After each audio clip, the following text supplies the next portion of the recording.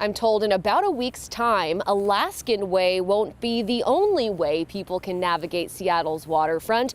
Introducing Elliott Way. It can take you from Seattle's aquarium all the way up and over the train tracks into the hills of Belltown. Here's a sneak preview. Elliott Way's new honorary name is Zizi Lalich. Doesn't exactly roll off the tongue, but by the end of this year, it's going to be a household name, and we're going to make sure of that.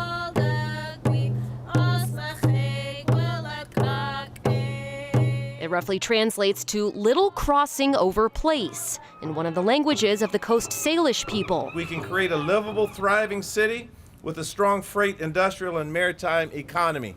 That's what this represents. Elliott Way lies in the footprint of the former Alaskan Way Viaduct. The viaduct has cut off downtown Seattle and the rest of Seattle from the waterfront for decades, right? And so this project is all about establishing those connections. The viaduct was demolished 4 years ago. This will be the first time that we will have not just a street and something to accommodate the vehicles, but the bicycle connections, the sidewalk and pedestrian access to and from the waterfront and up to Belltown. And Ivers down on Alaskan Way hopes to serve some of those pedestrians, says one of its owners, who is thrilled about how this will coincide with strong waterfront visitor numbers. Last year, we were up to 5.8 million compared to the 1.3 million in 2020 during Corona. We're already ahead of that pace in 2023.